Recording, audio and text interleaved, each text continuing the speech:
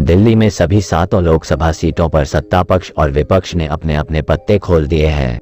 2014 और 2019 के बाद बीजेपी 2024 में भी क्लीन स्वीप करने की कोशिश में लगी है, लेकिन इस बार का सियासी समीकरण बदल गया है।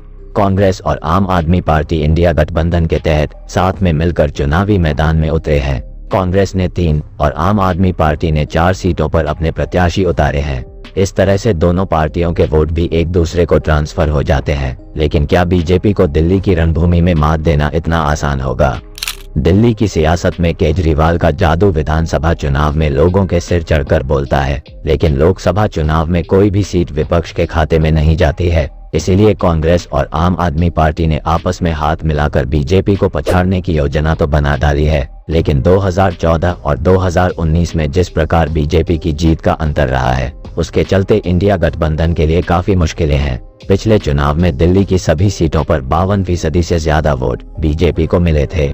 बात ये भी समझ नहीं आती कि जो बीजेपी दिल्ली के विधानसभा चुनाव में 70 में से 3 या 8 ही सीट जीत पाती है, वही बीजेपी लोकसभा चुनावों में दिल्ली की 7 की 7 सीटें कैसे जीत जाती है, जबकि लोकसभा चुनावों में वोट देने वाली जनता भी वही है जिसने विधानसभा चुनाव में अरविंद केजरीवाल को बड़ी जीत दिलाई है और बीजेपी को बुरी तरह हराया है। ये अपने आप में एक सवाल है। इसका जवाब अगर आपको पता है तो कमेंट्स करके जरूर बताना। खैर, देख लेते हैं कि दिल्ली की सभी लोकसभा सीटों पर किस पार्टी का कौन सा नेता उतर रहा है।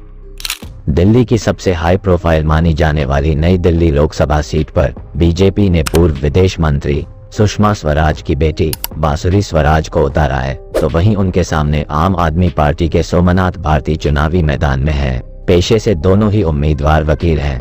पिछली बार इस सीट से बीजेपी की मीनाक्षी लेखी चुनाव लड़ी थी और जीत भी दर्ज की थी। मीनाक्षी लेखी को 5,04,206 यानी 54.77% वोट मिले थे, तो कांग्रेस के अजय माकन को इस सीट पर 2,47,702 यानी कि 26.91% वोट मिले थे और आम आदमी पार्टी के ब्रिजेश गोयल को 1,50,342 यानी 16.33% वोट मिले थे। इस तरह आम आदमी पार्टी और कांग्रेस के वोटों को मिला भी लिया जाता तो भी बीजेपी के पास 1,06,162 वोट ज्यादा थे, जिसके बगैर किसी और पार्टी को जीत नहीं मिलने वाली थी। चांदनी चौक लोकसभा सीट पर बीजेपी ने प्रवीण खंडेलवाल को उम्मीदवार बनाया है, तो वहीं इस सीट पर कांग्रेस ने जेपी अग्रवाल को उतारा है। पिछली बार यहां बीजेपी से डॉक्टर हर्षवर्धन ने जीत दर्ज की थी। 2019 के चुनाव में हर्षवर्धन को 5,19,055 यानी 52.94% वोट मिले थे, लेकिन कांग्रेस के जेपी अग्रवाल को 2,90,910 यानी सिर्फ 29.67% वोट मिले थे, जबकि आम आदमी पार्टी के पंकज गुप्ता को 1,44,551 यानी 14.74% वोट ही मिले थे।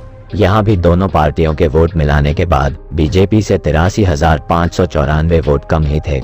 अब देखना है कि जेपी अग्रवाल इस बार के चुनाव में क्या बीजेपी को मात दे पाएंगे। पूर्वी दिल्ली लोकसभा सीट से बीजेपी ने गौतम गंभीर की जगह हर्ष मल्होत्रा को उम्मीदवार बनाया है, तो वहीं आम आदमी पार्टी ने यहां कुलदीप कुमार को मैदान में उतारा है। पिछली बार गौतम गंभीर ने भारी मतों से जीत दर्ज की थी। 2019 के चुनाव में गौतम गंभीर को 6,96,156 यानी 55.35% वोट मिले थे, तो कांग्रेस के अरविंदर सिंह लवली को 3,04,934 यानी 24.24% वोट और आम आदमी पार्टी की आतिशी को 2,19,328 यानी 17.44% वोट मिले थे। यहाँ भी बीजेपी दोनों पार्टियों से 1,71,894 वोट आगे थी। उत्तरी पूर्वी दिल्ली लोकसभा सीट का मुकाबला इस बार बड़ा दिलचस्प है। इस बार भी बीजेपी ने अपने 2 बार के मौजूदा सांसद मनोज तिवारी पर भरोसा जताया है, जबकि मनोज तिवारी के खिलाफ इस बार कांग्रेस ने कन्हैया कुमार को चुनावी मैदान में उतारा है। पिछले चुनाव में मनोज तिवारी ने इस सीट पर शीला दीक्षित को मात दी थी।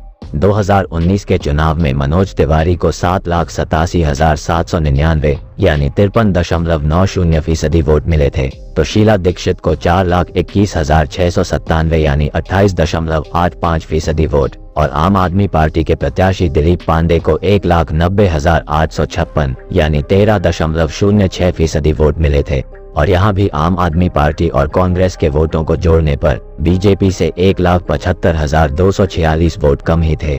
ऐसे में देखना दिलचस्प होगा कि क्या कन्हैया कुमार इस बार यहाँ मनोज तिवारी को हरा पाएंगे। पश्चिमी दिल्ली लोकसभा सीट पर बीजेपी ने प्रवेश वर्मा का टिकट काटकर कमलजीत सहरावत को मैदान में उतारा है, जबकि आम आदमी पार्टी ने यहां महाबल मिश्रा को उम्मीदवार बनाया है। प्रवेश वर्मा लगातार 2 बार से भारी मतों से चुनाव जीत रहे हैं। 2019 में प्रवेश वर्मा को 8,65,648 यानी 60.05% वोट मिले थे। महाबल मिश्रा उस वक्त कांग्रेस की तरफ से लड़े थे, उनको 2,87,162 यानी 19.92% वोट मिले थे और आम आदमी पार्टी के बलबीर जाखड़ को 2,51,873 यानी 17.47% वोट मिले थे। इस तरह यहां भी आम आदमी और कांग्रेस के वोटों को जोड़ने पर बीजेपी से 3,26,613 वोट कम थे। दक्षिणी दिल्ली लोकसभा सीट से बीजेपी ने अपने मौजूदा सांसद रमेश बिधूड़ी का टिकट काटकर रामवीर सिंह बिधूड़ी को उम्मीदवार बनाया है, तो आम आदमी ने अपने उम्मीदवार सहीराम पहलवान को उतारकर मुकाबले को रोचक बना दिया है। पिछले चुनाव में रमेश बिधूड़ी ने भारी मतों से जीत दर्ज की थी। 2019 में रमेश बिधूड़ी को 6,87,014 यानी 56.58% वोट मिले थे और आम आदमी पार्टी के राघव चड्ढा को 3,19,971 यानी 26.35% वोट मिले थे और कांग्रेस के विजेंद्र सिंह को 1,64,613 यानी 13.56% वोट मिले थे। यहाँ भी आम आदमी पार्टी और कांग्रेस के वोट मिलाने के बाद बीजेपी से 2,02,430 वोट कम थे। दिल्ली में अनुसूचित जाति के लिए इकलौती सुरक्षित सीट उत्तर पश्चिमी दिल्ली लोकसभा सीट है। बीजेपी ने मौजूदा सांसद हंसराज हंस को हटाकर योगेंद्र चंदोलिया पर दांव खेला है, तो कांग्रेस ने उदित राज को प्रत्याशी बनाया है। पिछले लोकसभा चुनाव में हंसराज ने भारी मतों से यहां जीत दर्ज की थी। 2019 के चुनाव में हंसराज को 8,48,663 यानी 60.49% वोट मिले थे। आम आदमी पार्टी के गुगा सिंह रांगा को 2,94,766 यानी 21.01% वोट मिले थे, तो कांग्रेस के राजेश लिलोथिया को 2,36,882 यानी 16.88% वोट मिले थे और यहां पर भी कांग्रेस और आम आदमी पार्टी के वोटों की संख्या बीजेपी से 3,17,015 वोट कम थी। दरअसल इस बार का लोकसभा चुनाव पिछले दोनों चुनाव से काफी अलग है। दिल्ली में बीजेपी को मात देने के लिए कांग्रेस और आम आदमी पार्टी ने हाथ मिला लिया है, जिसके चलते इस बार का मुकाबला त्रिकोणीय होने के बजाय आमने सामने का होगा। अब इंडिया गठबंधन के लिए जीत दर्ज करना कितना आसान होगा, ये देखने वाली बात है। अगर आप दिल्ली से ये वीडियो देख रहे हैं तो कमेंट्स करके बताएं कि आपका वोट इस बार किस पार्टी को जाने वाला है।